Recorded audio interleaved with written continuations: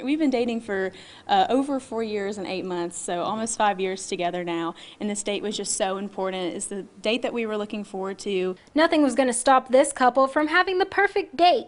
Wedding date, that is. In the movie Miss Congeniality, she's asked an onstage question. She says, "What's your idea of the perfect date?" She goes, "That's a tough one. I have to say April 25th because it's not too hot or not too cold. All you need is a light jacket." And an umbrella. But the rain and the coronavirus was not going to stop this couple from having their perfect wedding. We had a pretty decent sized wedding before COVID-19 hit, and so a lot of that has changed. But we kept our date because we felt like if we were to change and try to change our date and everything like that, we were putting the party aspect above our marriage, and that's not the case. Though these church pews may have looked empty on Saturday, Boones Creek Christian Church's parking lot was not. I know it may seem odd to walk in and the building's not full, but I want you to know that the parking lot's got a lot of people in it. Guests were in their cars right outside the chapel doors watching a live stream of the wedding on Facebook. With this ring, I thee wed. Right here, right now, it's about us. And COVID-19 did not stand in the way. Mr. and Mrs. Jordan Stout.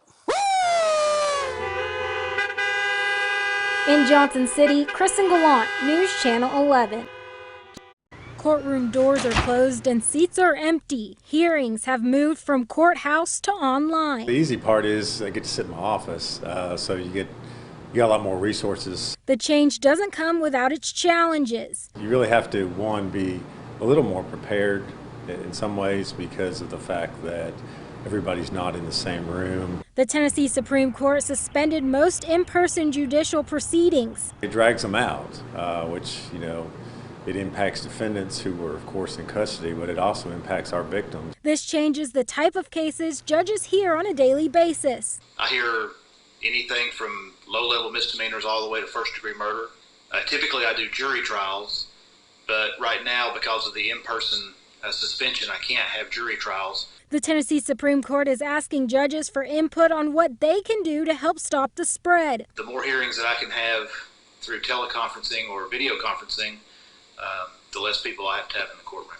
With video capability from jail, the courts are able to continue inmate hearings, something Judge Goodwin says he hopes can continue after courts reopen. I think it's safer for the jail staff because they have to move them less. Hearings in the courtroom may begin again in July. As far as regular hearings, the in-person hearings, is try to limit the number of people who come into the courtroom at any given time. East Tennessee State University's class of 2020 expected to graduate here at the Mini Dome and walk across the stage, but instead they had a different experience.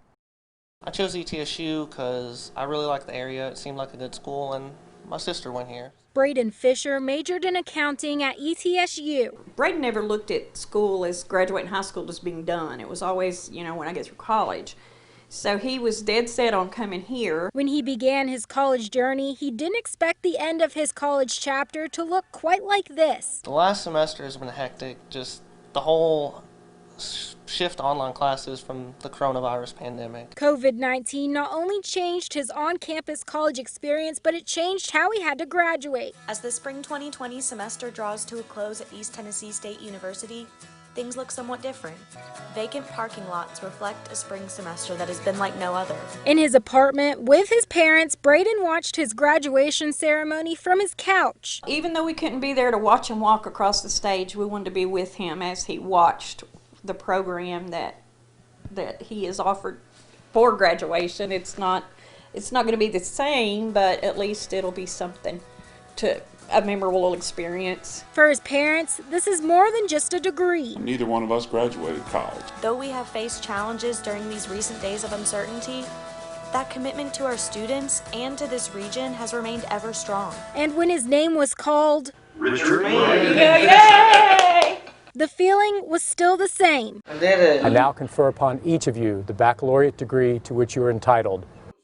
I feel very comfortable in saying to the general public, particularly for government facilities, if you do not have a mask on, then you're not coming in. And but not so much comfortable telling you that you have to have a mask on when you leave your house. After a Greene County department head and their spouse who works in the Greene County courthouse tested positive for COVID-19, masks became a requirement to enter the courthouse and for some Greene County employees. All of our employees that have direct contact or interaction with the public for any transaction to wear a mask. But Mayor Morrison says he's not sure if enforcing a county-wide mask mandate is practical, especially when it comes to people who can't wear masks because of health reasons. If there's a mask mandate and you see a person that's not wearing a mask, do they fall into one of those categories, for instance? So enforcement of something like that, it's very problematic. Carter County Mayor Rusty Barnett said they are encouraging people to wear masks, but they are not looking at implementing a mask mandate. Mayor Joe Grandy says he's looking at making it mandatory to wear masks when going into government buildings, but not for the whole county. There is no enforcement mechanism. He's been in contact with other mayors around the Tri-Cities to see what they can do as a group to help stop the spread. Mayor Venable and I have had really at this point multiple conversations, and we're talking about different ways we can go forward, with this mask issue. And one of the things that we're working on now is rolling out a campaign in the next few days that will encourage people to wear masks.